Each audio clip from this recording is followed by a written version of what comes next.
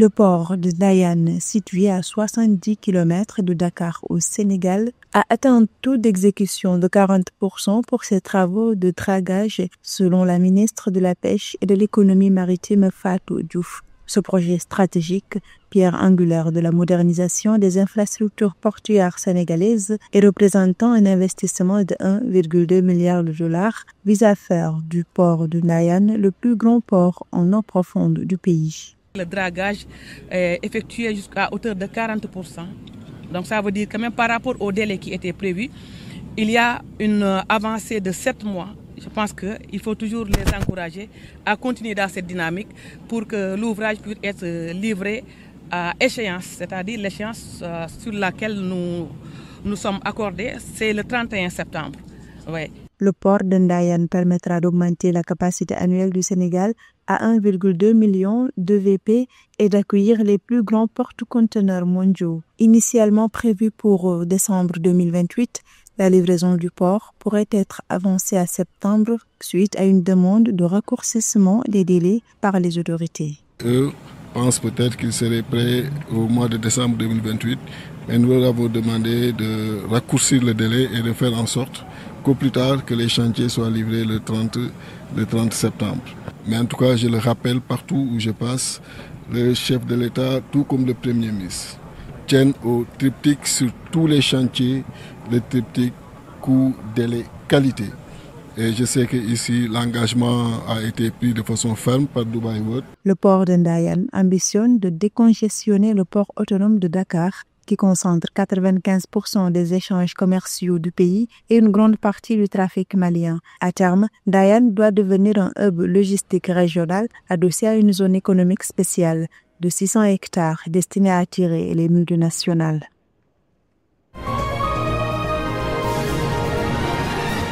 La Namibie et le Botswana ont renforcé leur partenariat stratégique en signant 8 nouveaux accords à Windhoek.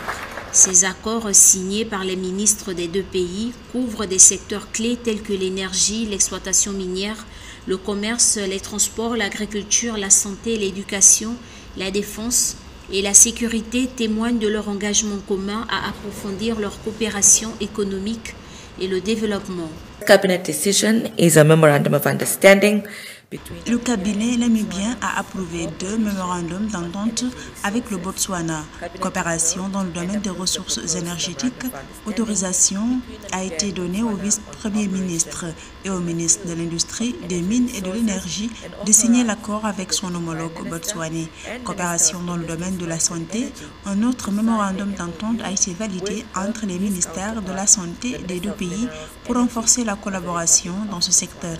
Ces décisions visent à approfondir la coopération bilatérale dans des secteurs stratégiques. En 2023, le Botswana a exporté 23,1 millions de dollars vers la Namibie. La même année, la Namibie a exporté un montant nettement plus élevé vers le Botswana, atteignant 504 millions de dollars. En 2024, les exportations namibiennes vers le Botswana ont continué à accroître, s'élevant à 972,73 millions selon la base de données Comtrade des Nations Unies sur le commerce international. Le cabinet namibien a pris note et approuvé plusieurs mémorandums d'entente avec le Botswana, autorisant le ministre de la Santé et des Services sociaux à les signer au nom du gouvernement namibien. Ces accords concernent la coopération en santé, l'emploi et la coopération sociale, ainsi que l'égalité sexuelle et la protection des enfants. Ces décisions renforcent le partenariat bilatéral dans les domaines sociaux stratégiques. Par ailleurs, la Namibie et le Botswana ont annoncé le 19 octobre 2025 que l'étude de faisabilité complète du projet tant attendu de chemin de fer Trans-Kalahari devrait être achevée d'ici mars 2026. L'étude, qui a débuté en avril 2025, marque une étape majeure vers la réalisation d'un projet qui pourrait transformer le commerce et la connectivité à travers l'Afrique australe.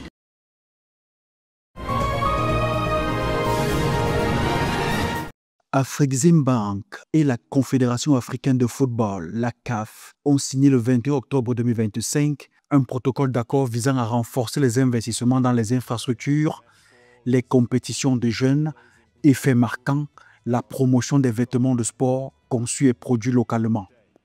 L'objectif est double, stimuler la croissance d'une industrie textile sportive africaine tout en créant les opportunités économiques pour la jeunesse. Le sport est un puissant vecteur d'autonomisation des jeunes, d'intégration régionale et d'opportunités économiques.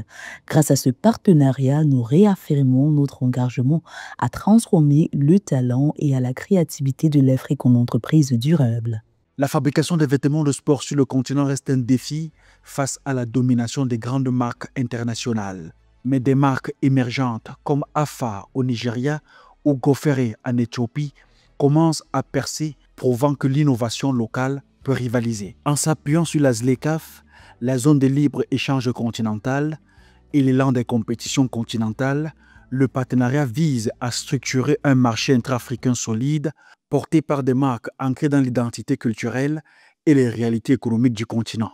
Nous croyons en un football africain capable d'inspirer, de créer et de produire. Valoriser les vêtements de sport made in Africa est une étape clé pour faire du sport un moteur de transformation. Au-delà de l'image, c'est toute une chaîne de valeur du textile à la distribution que ce partenariat ambitionne de développer. Il s'inscrit dans la volonté d'Afreximbank d'industrialiser les industries culturelles et créatives. Le sport devient ainsi un levier économique, culturel et identitaire où chaque maillot conçu sur le continent incarne un futur plus intégré et souverain.